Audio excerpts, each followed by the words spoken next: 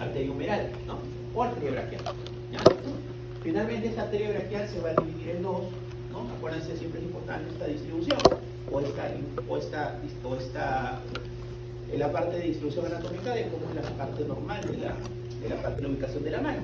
Siempre acá hay que ver, esta es la cara, ¿no?, lateral, y esta es la cara medial, ¿no? La cara lateral y la cara medial. Entonces, si yo pongo las manos así, la arteria humeral va a hacer su división y vamos a tener la rama cubital que va a venir por acá y la rama radial que va a venir por acá. Cara interna cubital, cara externa radial, ¿ya? Y finalmente, estas arterias van a ingresar a la mano, ¿no? Y van a dar las arterias palmares que finalmente van a ir con las dorsales y las anteriores para dar la irrigación de la mano. ¿Los chicos? Muy bien, en la parte práctica, ¿para qué nos sirven de alguna forma la parte de las arterias, muy aparte de la nutrición arterial y oxigenatoria que ustedes ya conocen de todo el miembro superior? Es para tomar los famosos vasos arteriales, ¿no? Que eso podemos utilizar las diferentes arterias que están acá. Es decir, tenemos la radial, tenemos de alguna forma la braquial, y también de alguna forma se puede tomar también en la axilar, que es lo más raro, ¿no? Lo más frecuente es que la tomemos de la arteria radial, ¿no? Que es la que ustedes de alguna forma ya lo han desarrollado, lo que es el tema de la función arterial o toma de gases arteriales cuando han llevado a simulación, ¿ya? Muy bien. Otra cosa más. Ustedes se dan cuenta, por ejemplo, esta arteria subclavia va a dar algunas ramas. Entonces vamos a empezar de las ramas más externas a la parte medial a la parte lateral, ¿ya? Si ustedes se dan cuenta, acá hay una ramita que es la arteria vertebral, que es una rama de la subclavia.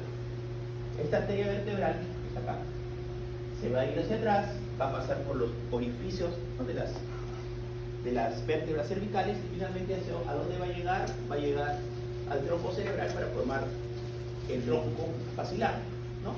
Y el tronco basilar es importante porque va a irrigar el cerebelo, irriga de alguna forma el tronco y la parte posterior del cerebro, es decir, la región occipital, ¿no?, por medio de las, ¿no?, arterias cerebrales posteriores, ¿ya? Entonces esta arteria es importante. Seguimos acá por acá, pero ahora nos vamos para abajo, hacer otra arteria.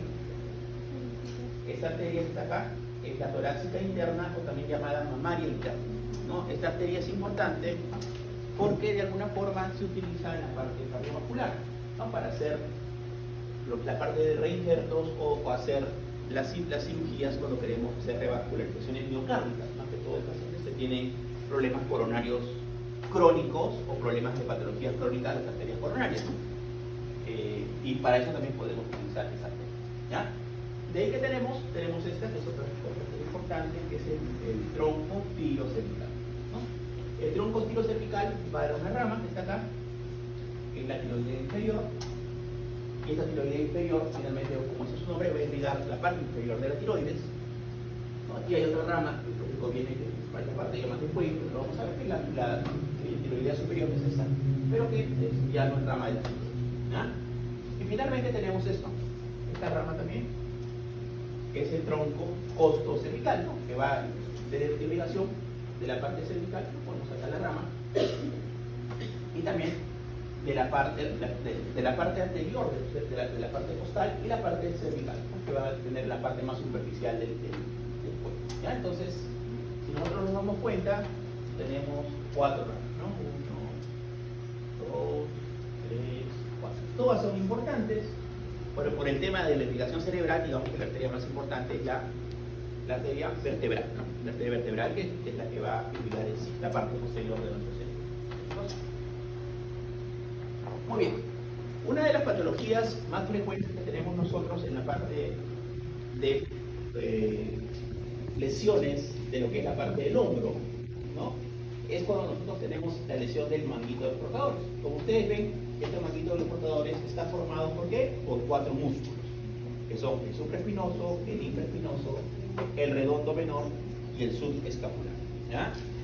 De alguna forma, el que más frecuentemente produce patología, ¿no?, asociado al manguito de los portadores es el músculo, es decir, no es el músculo porque mayoritariamente son problemas tendinosos, tendinitis, ¿no? O temas de bursas, ¿no? Bursitis del supraespinoso, ¿no? Que es lo que más está asociado a este caso. ¿Ya? Entonces siempre es importante, de alguna forma, para esto recordar la función del músculo, ¿no? El supraespinoso, como dice ahí, ¿no? es un músculo que lo que hace es aducción del hombro, ¿no? ¿Qué hace? ¿Hasta cuánto? Hasta los 15 grados. ¿Ya? Es decir, el músculo supraespinoso lo que hace es abducción, ¿no? Apertura, o el ave, ¿no? Vuela, ¿para qué? Para que de alguna forma podamos nosotros aperturar hasta 15 grados. ¿Ya?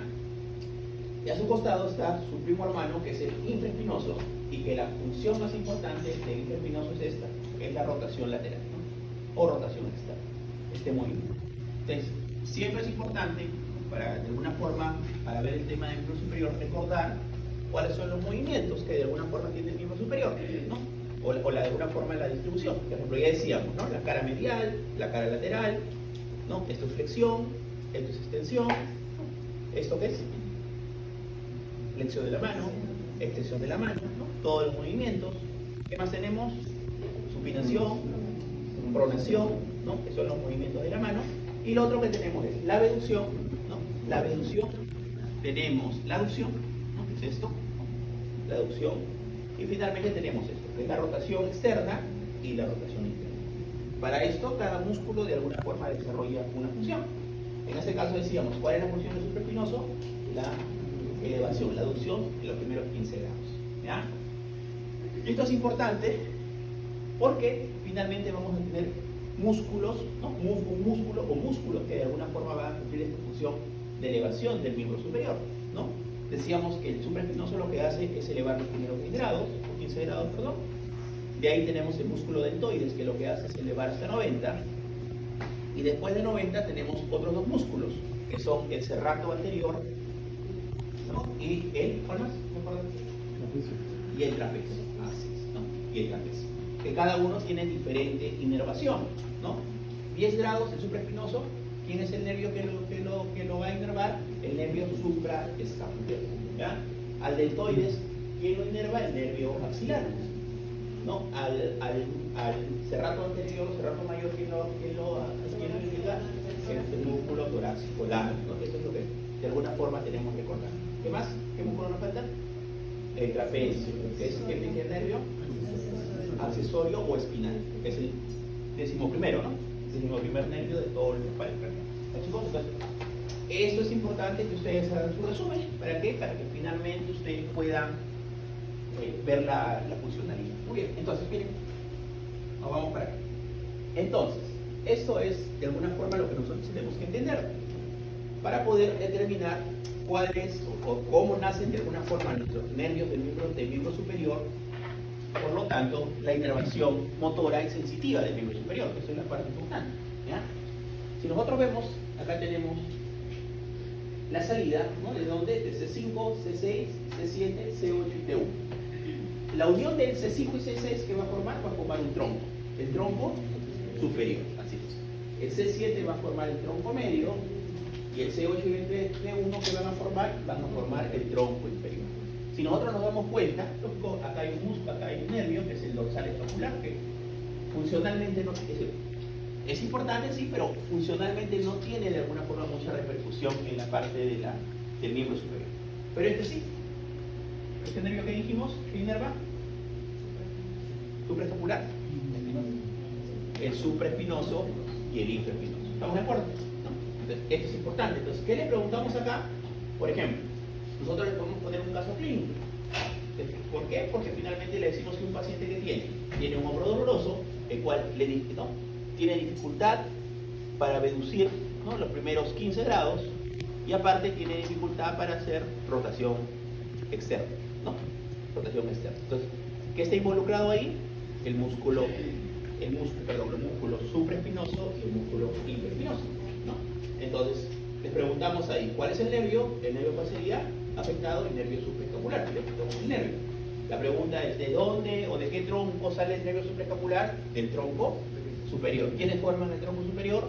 C5 y C6. Eso es lo que tienen que hacer ustedes su resumen, ¿ya? Para que finalmente puedan desarrollar sin ningún problema su examen, ¿ya? Muy bien. Entonces, si ustedes se dan cuenta, ¿no? Esto creo que es muy difícil de entender, ¿no? C5, C6, C7, C8 y T1. ¿Ya? Después, ¿estos qué van a hacer? Van a dar, vamos a cambiar de color mejor.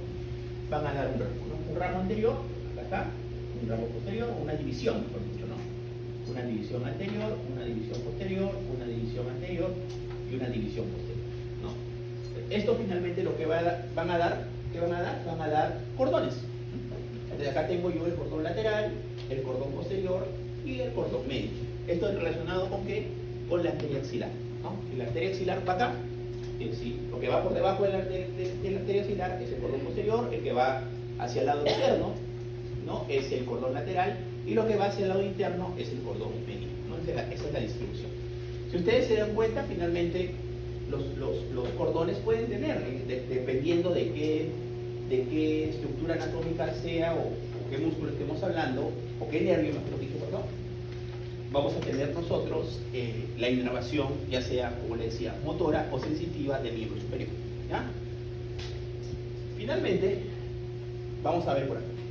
Entonces, acá vamos a tener de C5, de C6 y de C7, vamos a tener otro nervio que es importante, que es un nervio motor. Por ejemplo, el supraescapular es un nervio motor puro, y este también es un nervio motor puro, es decir, no es sensitivo, ¿no? Entonces, netamente son motores puros.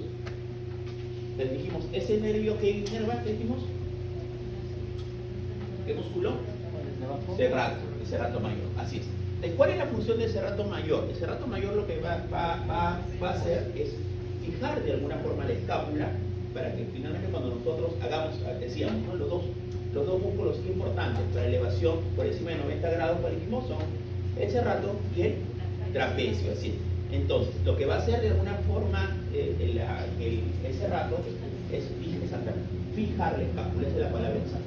Fija la escápula. Entonces, cuando yo tengo una lesión en el músculo torácico largo, lo que voy a tener es esta patología, que se llama escápula alada. ¿Ya? Entonces, ¿cuál es la patología del nervio torácico largo? El escápula alada. ¿Qué se hace? ¿Cómo se evalúa? Lo igual el paciente probablemente va a tener cierta dificultad o cierta durabilidad o dificultad para hacer los movimientos, ¿no? ¿Se acuerdan? Los movimientos finalmente van a ser los que se van a dificultar. Se le hace que se le pegue la mano a la pared, como vemos acá, que haga presión y finalmente, ¿qué va a pasar? La escápula protruye, ¿no? Protruye en la parte positiva. Hay una protrusión. Entonces, acá, ¿qué digo yo? El diagnóstico, probablemente lesión del nervio torácico largo. ¿Ya? Ok. Entonces, pero recuerden, chicos, esto no está saliendo, es decir, no salen de ningún tronco, es decir, salen de las raíces iniciales, como ustedes ven acá, ¿no? ¿Estamos de acuerdo? ¿Sí? C5, C6, C7. ¿Ya? Muy bien, vamos por acá. El otro músculo importante es el redondo menor. ¿Cuál es la función del redondo menor? Como dice ahí, que es rotación lateral. Rotación lateral o, como dijimos antes, rotación externa.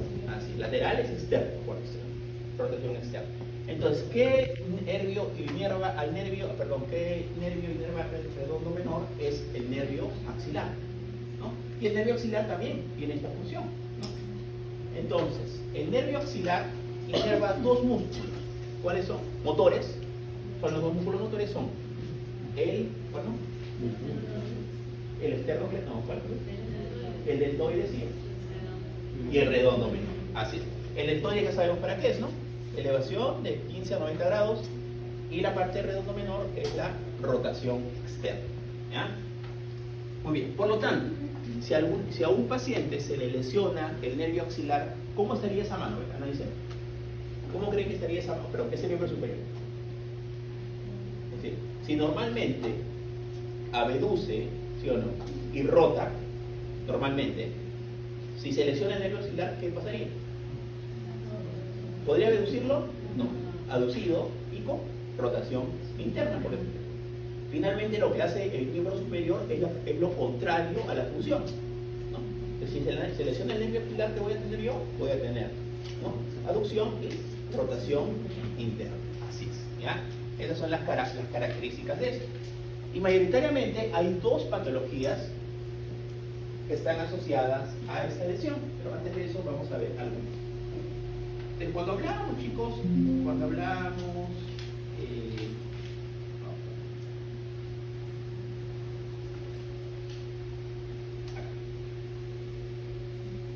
Entonces, cuando hablábamos nosotros de la arteria humeral, ¿no? estaba de alguna forma, esta arteria humeral va a dar dos arterias importantes para el tema de irrigación de la parte muscular ¿no? de la parte muscular del brazo, que son la arteria circunfleja humeral posterior y la arteria circunfleja humeral anterior. Si ustedes se dan cuenta, esta arteria circunfleja humeral posterior, ¿qué hace? Hace como una, es decir, rodea, mejor dicho, a esto, ¿no? Al cuello. ¿Cuál es ese cuello? Cuello quirúrgico ¿de qué? De húmero. Pero no va solo, ¿con quién va acompañado? Con el nervio axilar. Entonces, cuando yo tengo fracturas en esa zona, mayoritariamente lo que voy a tener es que dos cosas. Uno, hematoma, porque se rompió de alguna forma, un hematoma grande, ¿no? Hematoma, porque se lesionó, de alguna forma se rompió la arteria circunfleja humeral posterior, y además que voy a tener limitación en dos aspectos, que ya lo dijimos, en la abducción y en la rotación externa, porque se han lesionado los músculos implicados en la arteria axilar. ¿Ya? Yo sé que no les ponemos imágenes, chicos, pero igual vamos a ver acá, para que ustedes puedan. Ok, imagínense que les ponemos esta imagen y le decimos ¿qué arteria y qué nervio creen ustedes que se ha afectado? ¿Cuál? Ya, la arteria humeral circunfleja posterior, ¿y qué más? Y el nervio, ¿no? Le ponemos ahí, les decimos nosotros, indíquenos qué alteración funcional, ¿no? Por lesión del nervio axilar del paciente, lo pueden describir, ¿no? La otra forma en la cual se puede lesionar el nervio axilar es esta, las lusofracturas, ¿no? o las luxaciones. Normalmente acuérdense que esta articulación que está acá, ¿no? Que es la cabeza del húmero con la cavidad glenoidea, ¿no? Con la cavidad glenoidea que finalmente van a formar una articulación. En algunos casos esto que puede ser puede irse hacia adelante, ¿no? Por ejemplo, si yo tengo alguna lesión me caigo, finalmente ¿qué puede hacer? Perdón, puede hacer esto, puede irse hacia atrás. Eso como se llama luxación posterior del hombro, o puede irse de alguna forma hacia adelante como una luxación anterior del hombro. Entonces, cuando hay luxaciones anteriores del hombro, que también puede lesionar el nervio axilar, ¿ya? Entonces, son las dos patologías con mayor asociación en los casos clínicos. Es decir, tenemos de alguna forma, ¿no? Las luxaciones anteriores y también las lesiones en el cuello quirúrgico. ¿Ya, chicos? Eso es importante. Muy bien.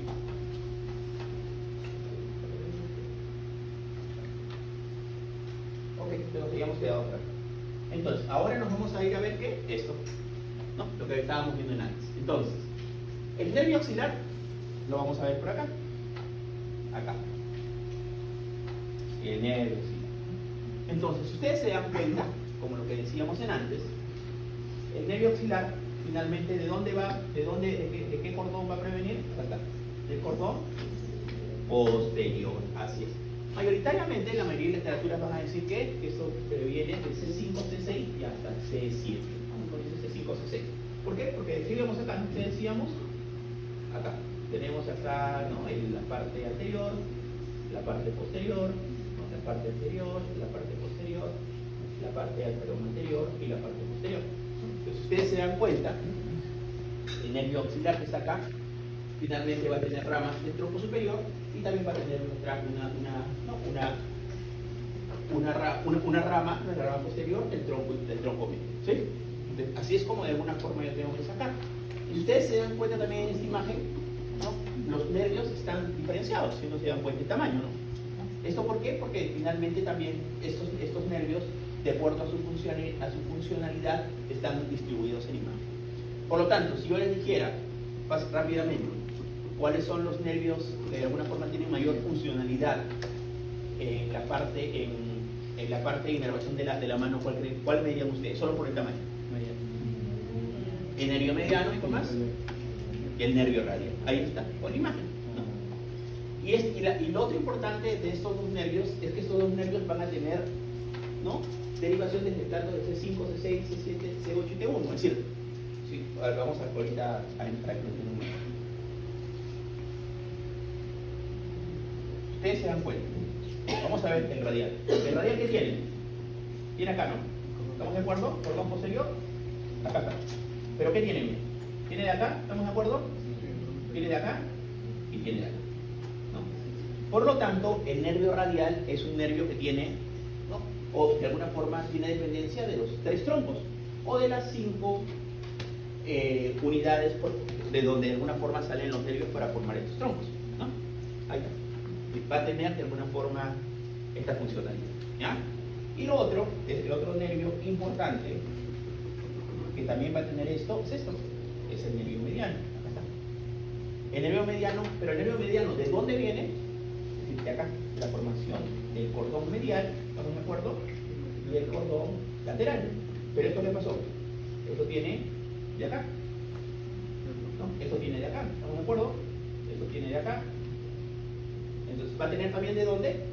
De los 5, es decir, C5, C6, C7, C8 y T1. Es decir, estos dos nervios finalmente van a tener, ¿no? un inicio formativo de los 3 troncos, para entenderlo mejor. ¿Sí? Son los dos nervios que finalmente dependen de los otros.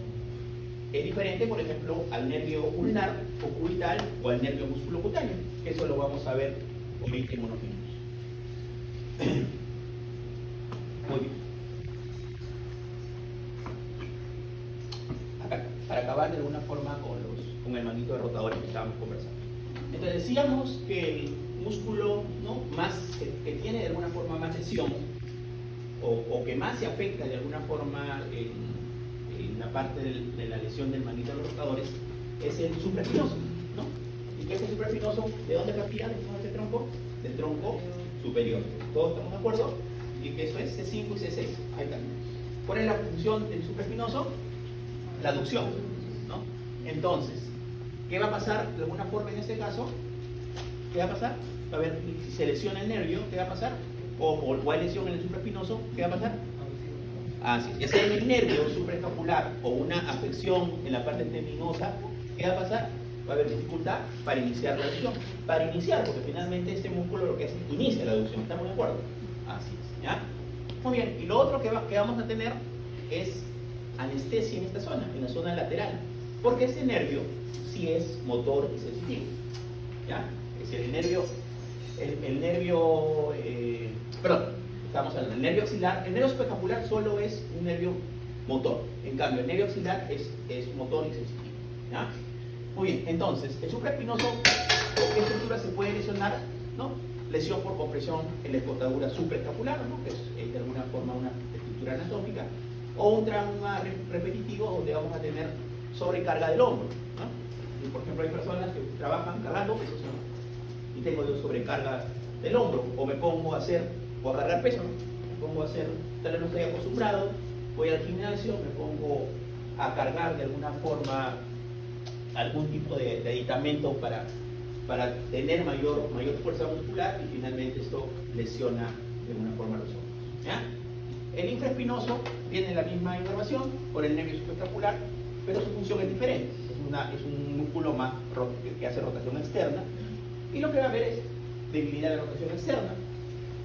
¿Qué está asociado con esto? Lesiones en las escotaduras espinoglenoidea, pero acuérdense que decíamos que el axilar afecta mayoritariamente cuando es una luxación anterior, ¿no? Y el nervio supraescapular o el infraespinoso se lesiona más cuando hay una luxación posterior, ¿ya? Axilar anterior y supraescapular, ¿no? La parte cuando hay una luxación posterior. El redondo menor ya lo dijimos, el nervio axilar, ¿no? Que dijimos C5, C6, C7, ¿no? Y puede hacer la corrección. La función más importante del redondo menor, ¿cuál es? Es la rotación externa, ¿no? También puede hacer aducción, ¿no? Aducción, rotación externa y aducción, ¿ya? Ok, entonces, ¿qué va a haber en el redondo menor? Déficit leve en rotación externa. ¿Y qué dijimos? El nervio axilar, ¿cuáles son las dos principales causas? Ahí está. Caso clínico de lesión. ¿Qué les pondría? Luxación anterior del hombro o fractura del cuello quirúrgico del hombro. ¿Sí? Que ya hemos visto las imágenes. Y por último, el subescapular, ¿no? Que es lo que hace rotación interna, ¿no? Y aducción de brazo. Aducción de brazo y rotación interna. Esa es la función del subescapular, ¿ya? Lesión traumática o compresión del espacio subescapular, ¿no? Que son las causas comunes, ¿ya? Entonces, esto es importante, que también hemos visto acá en el caso. Muy bien, ¿qué otro nervio nos interesa acá? El nervio cubital. ¿Y el nervio cubital de dónde viene? De C8 y T1, miren. El tronco inferior prácticamente directo, tronco inferior, cordón medial, y finalmente esto nos va a dar ¿qué? Nos va a dar el nervio ulnar, o también llamado nervio cubital, lo mismo, el nervio ulnar o nervio cubital. ¿Ya, chicos? Muy bien, entonces vamos a ir describiendo un poquito las características más importantes de los nervios finales. Por ejemplo, el nervio axilar ya lo describimos, ¿eh? No hay duda. ¿Cuál es su función? ¿Qué inerva? ¿No? Perdón, lo que decíamos. El nervio axilar tiene funcionalidad motora, ¿no? Redondo menor, ¿no? ¿Qué más? No se sintió. Y la cara lateral del hombro. ¿Pero qué nervios? ¿Qué músculos? Deltoides y de redondo menor. Así es, exactamente. ¿Ya? De ahí el músculo cutáneo. El músculo cutáneo, chicos, es un nervio que tiene doble función, es decir, es motor y es sensitivo. ¿Ya? ¿Para qué nos va a servir? Es decir, ¿qué va a inervar de alguna forma el nervio músculo cutáneo? Va a inervar la cara anterior del brazo. Acá. Y acá tenemos tres músculos. ¿Cuáles son? El coracobraquial, el braquial, ¿cuál más? Bícebraquial, así es. Esos tres músculos. Esos tres músculos van a ser inervados por el músculo cutáneo. Entonces, ¿cuál es la función de este músculo? ¿Qué realizan? La flexión. ¿No? Pues ustedes empiezan a hacer, ¿no?, pesitas en el gimnasio. El músculo que estamos utilizando, ¿cuál es? ¿Qué músculo estamos utilizando? Los músculos de la cara anterior. ¿Quiénes inervan a estos músculos de la cara anterior del brazo? Es el nervio músculo cutáneo. Por eso, de alguna forma una relación, ¿no? Músculo cutáneo, es decir, músculo, función muscular cutánea. ¿Por qué? Porque va a tener una función sensitiva. ¿Dónde? Acá, en la cara lateral del brazo. Por lo tanto, es motor en el brazo, antebrazo. Es motor en el brazo y es sensitivo en el antebrazo, en la cara lateral. ¿Ya? Esta es la funcionalidad del nervio músculo cutáneo. Por lo tanto, si se lesiona el nervio músculo cutáneo, ¿cómo estará la mano del miembro superior de ese paciente? El miembro superior. Porque acuérdense que el músculo cutáneo no inerva la mano, ¿no? Se queda que motor arriba, sensitiva abajo, nada más, pero no nada de la mano. Es decir, no hemos dicho nada de la mano. ¿Okay? ¿Qué funcionalidad? ¿Cómo estaría el brazo? Extendido. Así es, porque normalmente ¿qué hace? ¿Qué dijimos? Flexión. ¿De cómo va a ser mi brazo? Extendido. No voy a poder hacer ¿qué? La flexión. No voy a poder flexionar, pero el brazo ¿cómo va a estar? Extendido. Esa es la característica que ustedes tienen que ver, ¿no, chicos? Muy bien. De ahí tenemos el nervio radial. El nervio radial tiene de alguna forma doble función. Tiene una función motora y una función sensitiva. ¿Ya? La función motora más importante es que es un nervio de tipo extensor. ¿Ya? ¿Qué hace? Inerva a los músculos de acá, de la parte posterior del brazo. ¿Cuáles son estos músculos? El tríceps braquial, ¿no? ¿Qué más? ¿Qué? Angolo. Así es. Entonces, ¿qué hace? ¿Cuál es la funcionalidad de esto? Es, de alguna forma, extender el brazo. Pero también sirve de alguna forma para los extensores, ¿no?, del antebrazo y también para los extensores de la mano. Es decir, digamos, el nervio radial es un nervio mayoritariamente ¿qué tipo? Extensor. ¿Ya? Por lo tanto, si se lesiona el nervio radial, ¿cómo creen que va a estar ese brazo? ¿Cómo estará la mano? En caída, así es. Esta es la clásica mano que se llama mano en caída o mano en bota, que es muy característico de la lesión de ¿qué? Del nervio radial. Así es, del nervio radial. ¿Ya? El nervio radial, chicos, ¿dónde se puede lesionar mayoritariamente? Vamos a poner acá.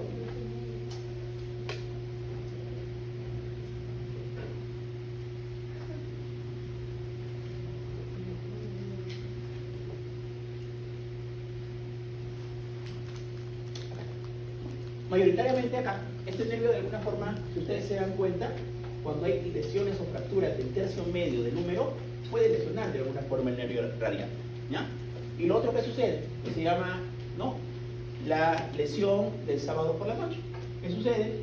Alguien se tomó mucho licor, mucho traguito, se quedó dormido en su brazo y le comprime el nervio, ¿no? El nervio de alguna forma ustedes ven está pasando por acá, ¿no?, por el canal radial, ahí como ven ustedes.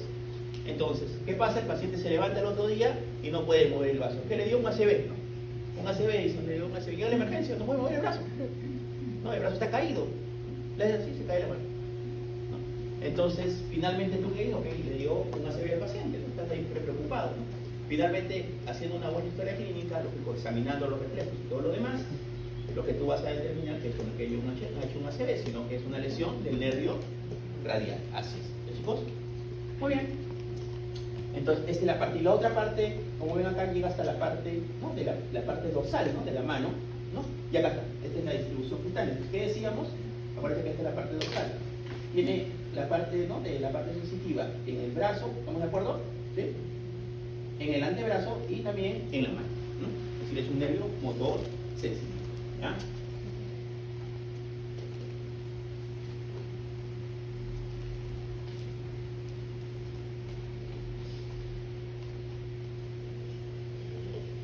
Ok, seguimos por acá. Entonces, el nervio que sigue, chicos, es el nervio mediano, que es el nervio que ustedes más deben de conocer. ¿Por qué? Porque es lo que más frecuente van a ver como médicos generales, que es la lesión del nervio mediano, que está asociado ¿a qué? A síndrome del túnel del carpo, ¿no? Esta es la patología de todas las neuropatías periféricas del miembro superior, la que de alguna forma tenemos que conocer más es cómo, cuál es la clínica y cuál es de alguna forma la asociación de patologías de este cuadro clínico, ¿no? Por ejemplo, a ver, factores de riesgo para hacer síndrome del túnel carpiano, patologías, a ver quién se acuerda. Asociaciones, a ver. A ver, ¿qué pacientes tienen a hacer mayor incidencia de síndrome del túnel carpo? Ya, okay, eso es de acuerdo a funcionalidad, y está bien. Finalmente, las personas que de alguna forma utilizan de alguna forma más los dedos o tienen mayor movimiento rápido de las muñecas, como los escribidores, personas que trabajan con máquinas, en oficina más que todo. Claro, ese es el trabajo, ese es el túnel del carpo asociado ¿a qué? A labor funcional, a trabajo, ¿no? Pero como patologías, a ver, uno, artritis reumatoide, ¿no? Las pacientes con artritis reumatoide, acuérdense, tienden a hacer mayor incidencia en síndrome del túnel del carpo. Los pacientes con hipotiroidismo tienden a hacer más incidencia en síndrome del túnel del carpo. Los pacientes diabéticos tienden a hacer mayor incidencia en síndrome del túnel del carpo. Es decir, esto de alguna forma es la característica. ¿Por qué va a venir el paciente a la consulta? ¿Cuál es la clínica? Claro, alteración en qué? En la sensibilidad y o alteración o parestesis, ¿no? O adormecimiento en donde, ¿en qué dedos? ¿Qué dedos? Primer dedo, segundo dedo, tercer dedo y la mitad del cuarto dedo. Así es. Eso es normalmente la parte sensitiva que tiene de alguna forma el nervio mediano, ¿no? En la parte de la inervación de la mano, ¿sí? Perdón, en la parte sensitiva de la mano, ¿no? Entonces esa es la característica. ¿Y cómo le evaluamos? ¿Cómo evaluamos el paciente con una que sospechamos que tiene un síndrome del túnel del carpo? ¿Qué le pedimos? Ok, ¿cómo se llama la signo?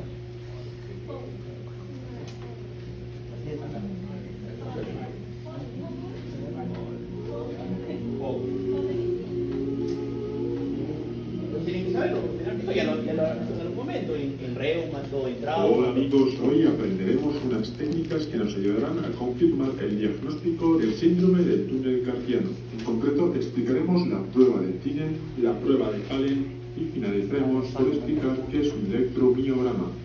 La prueba de Fallen consiste en colocar enfrentados el dorso de nuestras manos manteniendo... Acuérdense que siempre es importante para cualquier prueba, ¿no? Prueba donde buscamos cualquier tipo de lesión. Uno es cómo realizar la prueba, ¿no? Primero, ¿qué estoy buscando en esta prueba? Lo segundo es cómo realizar la prueba y tercero es cómo es positiva la prueba, ¿no? Que eso es lo que me interesa. Pues finalmente yo digo que hago bien el procedimiento, ¿no? Pero finalmente no sé qué me tiene que decir el paciente o qué sentir, ¿no? Señor, ¿qué siente ahí? Ah, si me duele, pero ¿qué le duele, señor? El hombro. No va a ser sí o no, ¿entienden, no?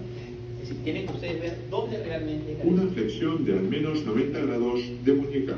En esta posición, el diámetro del túnel carpiano queda reducido. Tener síntomas como hormigueos o adormecimiento en la zona del nervio mediano antes de los 30 segundos puede considerarse como un signo positivo de síndrome del túnel carpiano. Así, ¿estamos de acuerdo? Es decir, no es que voy a esperar que el paciente tenga una hora ahí con la mano y recién le duela, ¿no? Pues, si todos estamos haciendo una hora, nos dan 30 segundos para decir, ok, ese signo es positivo, ¿no? Pero no es que el paciente vaya a tener dolor, ¿no? Sino más que todo el signo característico es adormecimiento, parestesis, ¿no? Que es lo más característico, ¿ya? De ahí tenemos este signo, ¿cómo se llama? Palen. Palen y finalizamos Acá también nos por dan el Palen explicar invertido, que es otro que se puede electromiograma. utilizar, ¿no? La prueba de Palen consiste en colocar enfrentados el torso de nuestras manos manteniendo una flexión de al menos 90 grados de muñeca. En esta posición, el diámetro del túnel carpiano queda reducido. Tener síntomas como hormigueos o adormecimiento en la zona del nervio mediano antes de los 30 segundos puede considerarse como un signo positivo de síndrome del túnel carpiano. También existe una variante invertida en la que colocaremos nuestras palmas de las manos enfrentadas con una flexión de muñeca mínima de 90 grados. Si antes de pasar 30 segundos notamos síntomas en el recorrido del nervio mediano, estaremos ante un signo positivo del síndrome del túnel carpiano. En la siguiente, la prueba de Tinel, reposaremos nuestro brazo sobre un cojín que mantenga una pequeña extensión de muñeca. Con la mano contraria, Esto idealmente lo hacemos con un martillo, ¿no? realizaremos golpes percutiendo toda la zona del túnel carpiano. Si al realizar esta maniobra notamos síntomas por el territorio del nervio mediano, nos encontraremos ante otro signo positivo del síndrome del túnel carpiano. Estas pruebas no son concluyentes por sí solas, simplemente nos ayudarán a confirmar el diagnóstico de esta patología. Por último, la electromiografía es la prueba definitiva para saber si sufrimos una compresión del nervio mediano. El profesional colocará una serie de agujas por nuestra mano y antebrazo que registrarán la actividad de vuestros músculos. Como los nervios son los encargados de enviar los impulsos eléctricos hasta los músculos, este proceso testeará la capacidad de conductividad de vuestro nervio mediano con el fin de saber si existe alguna compresión en todo su recorrido.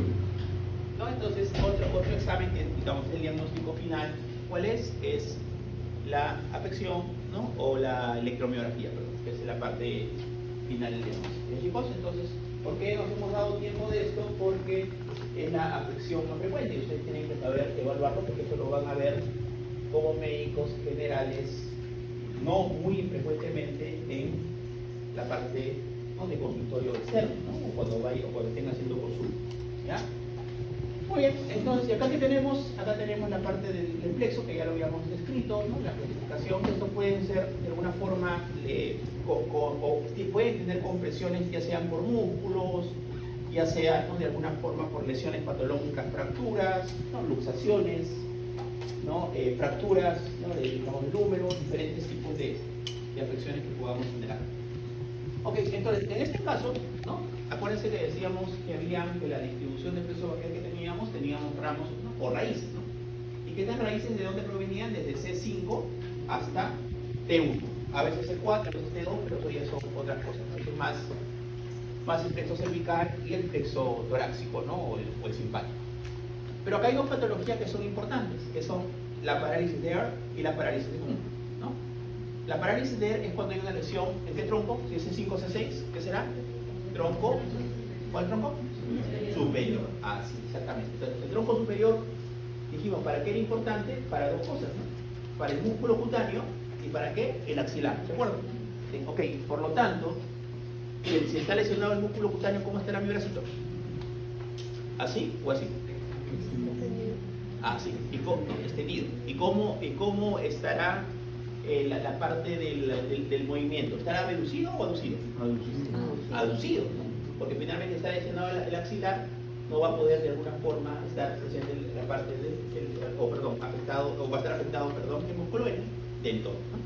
Entonces, ¿cómo va a ser mi brazo? Así de simple. El bracito va a estar acá, ¿no? Va a estar pegado, ¿estamos de acuerdo? ¿No? Va a estar pegado porque porque está lesionado, no voy a poder hacer la abducción, va a estar pegado, va a tener una rotación, ¿no? Una rotación y esta mano. ¿Cómo se llama? Nepropina de Meseret, ¿no? Que es la característica cuando se afecta C5-C6, que es la parálisis de Ehr, ¿ya? Y ahí están las debilidades del deltoides, del bíceps braquial y todo lo demás. La parálisis de Kuhn, que es el C8-T1, ¿qué rama es eso? El inferior. Y el inferior, ¿qué nervio decíamos que es más importante que salía de abajo? El cubital. Cuando se lesiona el cubital, ¿qué pasa? Produce la garra cubital. Es decir, ¿qué pasa? Lo que decíamos, ¿no? Este nervio cubital de alguna forma es importante para la extensión de estos dos últimos dedos. ¿no? Entonces, finalmente, ¿qué va a pasar el paciente? No va a poder extender esto, se va a quedarse. Es decir, el primero, el segundo y el tercero sí va a poder de alguna forma distenderlo, pero el segundo extenderlo, pero el cuarto y el quinto no. Por lo tanto, la mano queda así. ¿Esto cómo se llama? Mano en garra. La mano en garra es característico de que cuando se lesiona el nervio cubital, ¿no? Como dijimos, el nervio radial, ¿cuál es la mano? Mano en gorda, ¿no? O mano caída. Y cuando se lesiona el nervio mediano, muy aparte del síndrome del carpo, la mano de predicador. La mano de predicador. ¿Ya? Muy bien. Entonces, acá tenemos, miren, por ejemplo, el síndrome del opérculo. Ah, perdón, estaba bajando. A ver, vamos a ver, continúa. Acá, entonces, el parálisis de Larouche y la parálisis Kuhn, ¿no? Tenemos las diferencias, ¿no? ¿Cuál es más frecuente? Acuérdense que esto mayoritariamente, ¿dónde lo vamos a ver? En neonatología, ¿no? Cuando tengamos la parte de partos traumáticos, ¿no? Mayoritariamente, como dice ahí, ¿no? Es decir, distocia de hombros, o nidos macrosómicos, o pelvis estrecha, ¿no? O diabetes gestacional que tenemos que tener bebitos macrosómicos. Finalmente, esto es lo que va a ver acá, lo que decíamos, ¿no? La mano de propina de mesero, que es acá, y la parte de síndrome de Kuhn que vamos a tener, mano en garra, ¿no? Por lesión mayoritariamente cubital. Entonces, acuérdense, acá la lesión importante, ¿cuál es? La lesión importante es de dónde parte, de alguna forma, de dónde parte el nervio para poder entender la patología. ¿Estamos de acuerdo? ¿Sí? Entonces, si yo sé que el nervio está afectado, se afecta a la parte inferior, el músculo cutáneo y maxilar, ¿no? Mayoritariamente la clínica va a ser por afección de esto, ¿no? Que eso es lo que estaban escribiendo en antes. ¿Ah? Muy bien. Entonces, esas son las características. Y acá hay otra imagen, me parece, ¿no? Que es un niñito que tiene una parálisis de acto, que es ya netamente un tema, no es una imagen, sino una foto. ¿Ya? Muy bien, seguimos por acá. Entonces, en cuanto a los troncos, decíamos, ¿no? Estos se van a formar por las raíces, el superior por C5 o C6, el medio por C7 y el inferior por C8 y T1, ya lo explicamos, y que puede haber de alguna forma patologías que afecten esos troncos, ¿no? Un síndrome, ¿cuál es? El síndrome del opérculo torácico, que eso generalmente que va a comprimir compresión del tronco inferior. Mayoritariamente, ¿cuál es? Cuando tenemos una costilla cervical. Las costillas normalmente están derechoras, ¿sí o no? O tener una costilla cervical y esta finalmente hacer compresión, pero mayoritariamente no solo comprime nervios, también pueden comprimir arterias y producir diferentes patologías en el miembro superior. El otro es el tumor de Pancoas, que el tumor de Pancoas está más asociado a ¿qué? A tumores de ápice, ¿no? Un tumor de ápice que así infiltra, ¿no? Infiltra que la cadena, T2, ¿no? T3, T2, T1, ¿no? Y puede producir lesiones en el tronco inferior, ¿no? La parte que decíamos, ¿no? De C8, T1, ¿no? Y también, de alguna forma, ¿no? De la parte del síndrome de Horner. El síndrome de Horner tiene una triada, y esto es cuando hay una lesión con compresión del sistema o de los nervios que tienen una presión simpática, ¿no? Que voy a tener miosis, ptosis palpebral y enostalmo. ¿Sí? El ojito, como existe el exostalmos, ¿no? Hipertiroidismo, existe el enostalmos hacia adentro, ¿no? Y esa es la triada o síndrome de Horner. En cuanto a las divisiones, chicos, acá no hay muchas patologías, como ustedes ven, ¿no? Netamente está anterior y posterior. Y en cuanto a los cordones, ya dijimos, ¿no? Lateral, posterior y medial. Y acá vamos a tener las raíces principales, ¿no? Que ya hemos descrito, creo que sin ningún problema. Músculo cutáneo, axilar, radial, mediano y cubital, ¿no? Entonces, cuando se lesiona el músculo cutáneo, te dijimos que se pierde, que hay que haber pérdida de la flexión. El dato va a estar escrito. Si se lesiona el axilar, ¿qué va a haber? Problemas en la aducción, fractura del cuello del húmero. Si se lesiona el radial, ya lo escribimos, ¿qué va a pasar? Parálisis del sábado por la noche, muñeca caída, ¿no? Si se lesiona el mediano, túnel carpiano, y se lesiona el cubital, atrapamiento cubital, ¿no? Esto ya es otro tipo de patología. Muy bien. A ver, esto también ya lo hemos descrito. Por ejemplo, el músculo cutáneo que dijimos, ¿de dónde parte? De C5 a C7, ¿estamos de acuerdo? Lo hemos descrito. ¿Sí? ¿Ese cordón qué es? Cordón lateral. ¿Sí? ¿Estamos de acuerdo? Así es. ¿Cuál es la función motora del músculo cutáneo que afecta a los músculos que dijimos? Flexores, ¿no? Bíceps braquial, anterior, ¿no? Braquial anterior y coraco braquial. ¿Y qué es la parte sensitiva que hace? La cara lateral del brazo. Mayoritariamente, cuando se lesiona, lesión por cirugía o luxación del hombro, ¿no? Y debilidad de flexión de codo, ¿no? Que es la lesión. Axilar, ¿qué dijimos? C5, C6, ¿no? Cordón posterior, deltoides redondo menor, cara lateral del hombro, que es la función sensitiva, y ya dijimos las lesiones mayoritariamente son luxación anterior del hombro y fractura del cuello del hombro. ¿Ya? Radial, dijimos que radial y mediano tenían, lo que dijimos, de C5 hasta C1, ¿no? Todas las raíces, ¿de acuerdo? ¿No? Que eran los dos nervios. La función del radial que dijimos, el radial ¿qué es? Extensor. Esa es la función más importante del radial, ¿no? Extensor del brazo, del antebrazo, de la muñeca y de los dedos, ¿no? ¿Y qué dijimos del radial? Que también hacía la parte sensitiva de dónde? De la parte posterior, ¿no? Del brazo, del antebrazo y de la mano, ¿no? Que eso lo hemos visto en imagen, ¿ya? Característica, parálisis de sábado por el medio, fractura del húmero, pero no fractura del cuello quirúrgico, sino fractura ¿dónde? En el tercio medio, así es. Y por último, el mediano, ¿no? C5T1, cordón lateral y medial. Y esto más importante del mediano que dijimos son los flexores. La parte motora son flexores, más que todo, ¿qué son? Flexores, ¿qué dijimos? Flexores, ¿cómo acá? Flexión, extensión, flexión. Así, ¿no? Flexores del antebrazo, cinto cubital y músculos tenares. Y la parte del mediano también ya lo describimos, ¿no? La parte sensitiva es, ¿cuáles son? Primero, segundo, tercer, cuarto, la mitad. Así.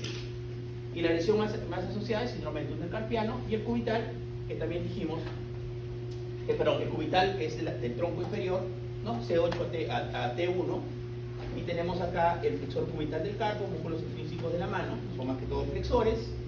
Esto va a dar sensibilidad, ¿no? A la mitad del dedo, ¿no? Cuarto dedo y el quinto dedo, y mayoritariamente vamos a tener tono de compresión en codo en el túnel cubital o muñeca en el canal de Bouillon, ¿no? Es decir, que esto es importante para poder entender las lesiones que podemos tener acá. Eso pues lo vamos a ver resolver. ¿Ya?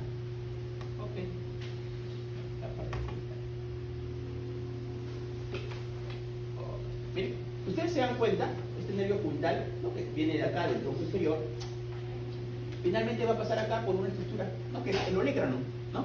Es decir, cuando hay fractura del tercio distal del húmero, ¿no? Ahí tenemos el olecrano que puede pasar, puede lesionar de alguna forma también el nervio cubital. Ahí está, acá está la relación, ¿no? Acá está la relación. ¿Sí? ¿Estamos de acuerdo? Acá. ¿No? Puede haber lesiones de alguna forma para poder yo tener la lesión. Y también ya escribimos la parte sensitiva. Pero ¿qué es importante acá? Esto, para poder entender un poquito mejor. Es eso, ¿no? ¿Qué va a pasar? Si hay una fractura de acá, finalmente puede lesionar, porque este nervio va a pasar por detrás del olecrano, ¿no? Si se fractura esto, o de alguna forma puede haber inflamación, ¿no? Del músculo flexor del carpo, ¿no? De su aponeurosis, puede lesionar de alguna forma el nervio cubital, ¿no? El nervio cubital y producir de alguna forma patología. Entonces, ¿esto dónde lo vamos a ver? Acá. Es decir, finalmente las estructuras involucradas son el epicóndilo medial, ¿no? Es decir, el epicóndilo más interno, digamos, ¿no? Acuérdense, medial y lateral, el olecrano, ¿no? Y que cuando el músculo está en extensión, ¿no? De alguna forma, este nervio cubital está, de alguna forma, tiene más amplitud de paso. Pero cuando yo hago este movimiento, bueno, si flexiono, ¿qué pasa? El nervio tiene mayor. ¿Alguna vez te ha pasado? A ver, ¿ustedes qué han hecho? Se han golpeado de alguna forma el codo, ¿y qué ha pasado con la mano? ¿Qué ha sentido? Corriente, así es. Ahí está la explicación de alguna forma. ¿Ya, chicos? Entonces, esto es importante. Y lo otro importante es esto, ¿no? Que es la parte del nervio cubital, ¿no? El nervio cubital va a pasar acá, y acá existe el canal de Bouillon. Este canal de Bouillon, ¿no? Que va a estar formado de alguna forma por el hueso pisiforme, ¿no? Y el hueso ganchoso, finalmente puede, de alguna forma, por fracturas de la mano, ¿no? Fracturas del pisiforme, el hueso ganchoso puede producir lesiones en el nervio cubital, ¿sí? Es otra manifestación. Entonces el nervio cubital se puede mayoritariamente afectar, ¿dónde? En lesiones del codo o lesiones de la mano, ¿no? Más que todo, si ustedes se dan cuenta, esta es la mano que decimos la cara medial, porque el canal de Bouillon está más pegado a la parte medial. Acuérdense, por acá eso va a pasar por sus nervios, arteria y vena, ¿no? Cubital, cubital, 3, radial, 2, que es para recordar cómo es un poquito lo mismo tema. Entonces, es otra afectación que podemos tener en este caso del nervio braquial, perdón, del nervio cubital, que es por la lesión de Bouillon, ¿no? En el codo o también la parte de Bouillon.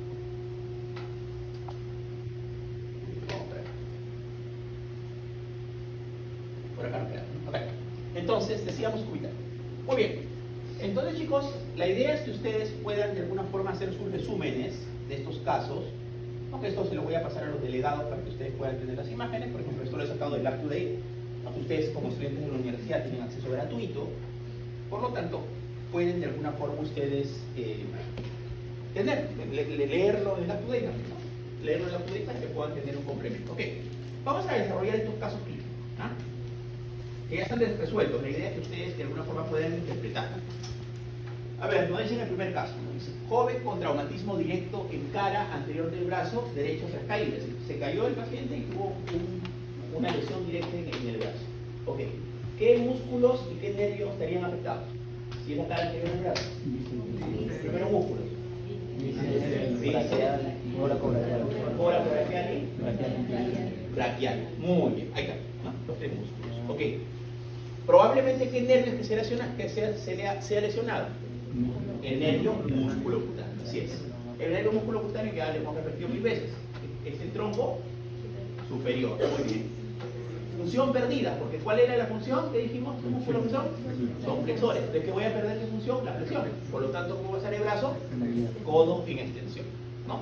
Causa traumatismo directo en la región anterior del brazo. ¿Y dónde? ¿Qué más voy a tener en la parte anatómica? Hipoestesia en la cara lateral del antebrazo. ¿Estamos de acuerdo? Entonces, en cada nervio que tengo que saber su función motora y su función sensitiva. ¿Ya? Muy bien. Adulto, miren. Con luxación anterior del hombro tras accidente de moto. Tuvo accidente de moto y finalmente la articulación, ¿no?, acromioclavicular se le fue hacia adelante, se luxó, ¿no?, de toda la parte de la salida de la parte de la cabeza. Entonces, ¿qué nervio va a dañar probablemente esta lesión? ¿Qué nervio dijimos? Nervio axilar, así es. El nervio axilar dijimos que es del tronco superior. ¿Qué inerva? ¿Qué músculos? El tórax redondo menor. ¿Cuál es la función mayoritariamente de esto? ¿Qué función se pierde? La aducción y la rotación externa. Por lo tanto, el brazo, ¿cómo está? Aducido y rotado internamente. ¿Ya? Causa luxación craneohumeral anterior y de anestesia, ¿dónde va a estar? En la región deltoidea. Acuérdense que tanto el nervio musculocutáneo como el nervio axilar, que son nervios motores y sensibles. ¿Ya? Seguimos. Hombre dormido sobre el brazo, ¿no?, en banco de parque, se despierta con debilidad en la muñeca. ¿Cómo va a estar la muñeca? Así. Entonces, ¿qué dijimos para que el nervio radial mayoritariamente para qué es? ¿Qué dijimos para su principal función? Extensor. Ahí está. Extensores de la muñeca y los dedos y el tríceps, ¿no?, según nivel. Entonces, la lesión acá, ¿cuál va a ser? El nervio radial. ¿Estamos de acuerdo? ¿Por qué dijimos que el nervio radial que hacía acá?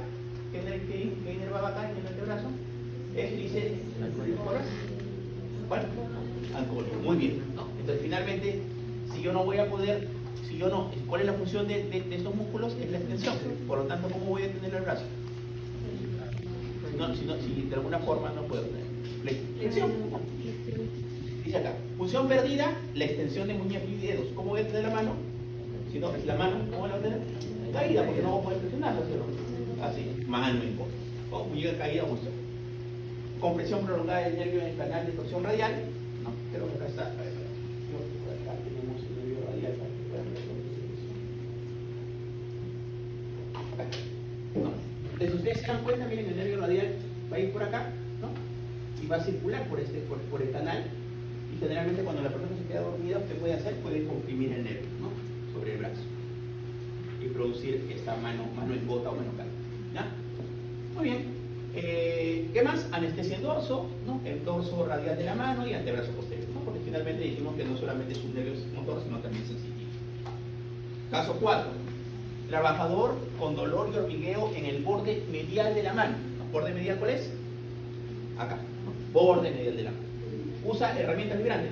Tal vez trabaja de alguna forma en construcción. Músculos afectados, ¿cuáles de alguna forma inervan el nervio cubital? Los interóseos, los lumbricales cuarto y quinto y el aductor del pulgar. ¿Ya? El nervio cubital, ¿de qué tronco proviene? Del C8 y T1. ¿Qué función se pierde? La flexión, ¿no?, porque dijimos que el nervio cubital, más que todo, ¿qué era? ¿No? Si uno es extensor, ¿el otro qué es? Flexor, mayoritariamente, ¿no?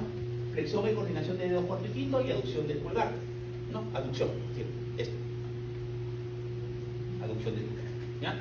¿Cómo va a estar la mano? Mano en garra. Ya lo explicamos, ¿no? Por eso uno dice función perdida, flexión y coordinación del cuarto quinto dedo. Entonces no va a poder extenderse, ¿no? ¿Cómo va a estar la mano? Así. ¿Cómo se llama esto? Mano en garra. Ya lo explicamos, ¿no? Porque de estos tres dedos no hay ningún problema. Opresión del nervio en el canal cubital, síndrome de sueño cubital, que ya explicamos qué es eso, y pérdida de sensibilidad del quinto dedo y mitad medial del cuarto. Y el último caso que es una paciente, ¿no? Paciente oficionista, trabaja en la oficina, ¿no? Con dolor y paresthesias nocturnas en la mano y debilidad para poner el pulgar. ¿Qué les decía yo? Que el nervio más importante de la mano es el nervio mediano. ¿Por qué? Porque el nervio mediano nos permite hacer esto, la función de pinza o posición de dedos, ¿no? Que es una función que no lo tienen los primates, que eso nos diferencia de ellos. Nuestra mano tiene esa funcionalidad. Por lo tanto, desde el punto de vista funcional, el nervio más importante de nuestra mano es el nervio mediano, ¿no? Que nos permite de alguna forma esa funcionalidad, ¿no? Músculos tenares, pronado redondo, flexores, ¿no? De dedos de primero y tercero. El nervio mediano viene del cordón lateral y medial, ¿no? Así como el nervio radial C5 a T1, ¿no? Función perdida o posición del pulgar. Por lo tanto, ¿cómo va a estar el dedo? Si no puedo de alguna forma aperturarlo, va a estar aducido. Perdón, va a estar abducido. No voy a poder, porque finalmente la función es esta, ¿sí o no? Como si él se lesiona, no voy a poder hacer esto, ¿no?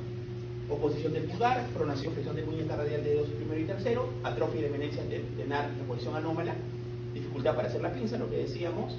¿Cuál es la patología mayormente asociada? Síndrome del túnel carpiano, y va a haber anestesia en pulgar, índice medio y mitad radial de la mano. Chicos, este cuadrito es el resumen de todo lo que ustedes tienen que saber. Lógico, tienen que leer un poco más.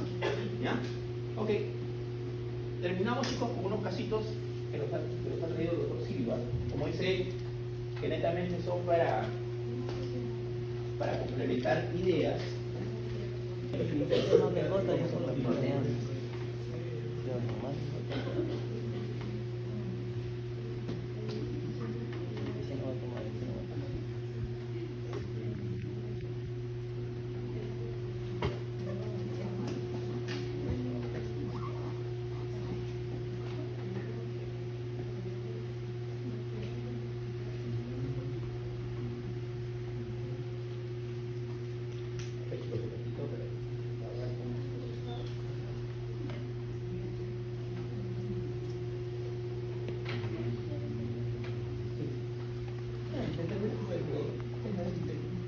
¿De celular?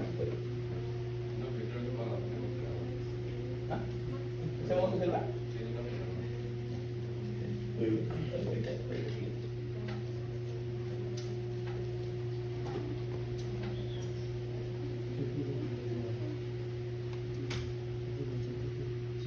A ver, dice, sufre caída desde una escalera y presenta una fractura, dijimos, en la región media. ¿Estamos de acuerdo? Que generalmente donde más se lesiona el radial.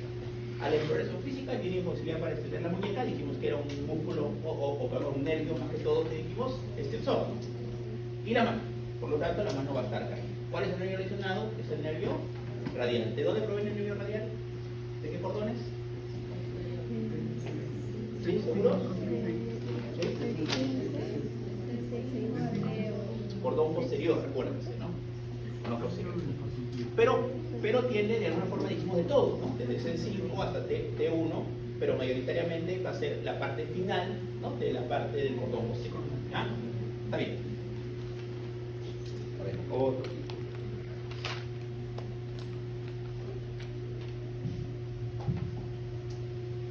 A ver, otro casito. La alusión anterior del hombro, ya con eso ya tienen una idea. No puede aducir el brazo. Pérdida de sensibilidad del hombro. Nervio. Axilar. Muy bien. Tronco. Axilar. Tronco. Ya. Tiene el superior y tiene el medio. No, pero dijimos que mayoritariamente ¿qué es? No, acuérdense, esa es la división de lo que hace María. Entonces se tienen que revisar. Es decir, recuerden, decíamos, el nervio, en este caso, perdón, es el nervio axilar. El nervio axilar, acuérdense que era una ramita del posterior, ¿no? Estaba el posterior, y el posterior, ¿en cuál acaba? En el radial, ¿cierto? ¿O no? Entonces eso tienen que tenerlo muy claro, chicos, ¿sabes? Si no, se van a marear en el examen. Muy bien. ¿En cuál es acá el nervio? Radial. A ver, un niño de 8 años cae sobre su mano extendida causando fractura supracondiliar. Observa deformidad en mano del predicador cuando intenta cerrar el puño. ¿Cuál sería? Nervio mediano. Así es, ¿no? Así es. Eso ya lo hemos conversado. A ver, otro. Un oficinista de 40 años presenta dolores, convencimiento y paresthesia semiacular, índice de medio, mental radial del anular. Empeorando por la noche, ¿no? Que es la característica del síndrome del carpo, que me empeora por la noche. La fuerza de posición del pulgar está disminuida, ¿no? ¿Ves? 15. Nervio mediano. Muy bien. ¿Ya? Entonces, así. Son casi todos así para que ustedes puedan realizar para su examen. Ok, otro. Niño de 12 años sufre una fractura del epicóndilo medial del húmero, posteriormente presenta pérdida de la aducción, de los dedos y deformidad en garra. ¿Qué nervio es? La cubital, ¿no? La garra, ¿de qué? Cubital. Acá, la última. Un paciente de 25 años desarrolla una escápula alada tras una cirugía axilar. No puede levantar el brazo por encima del horizontal, no más de 90 grados. Nervio, nervio torácico. ¿Ya? Muy bien. ¿Están preparados para su examen? Yo creo que sí. Positivos. Le voy a pasar las diapositivas a los delegados, chicos, para que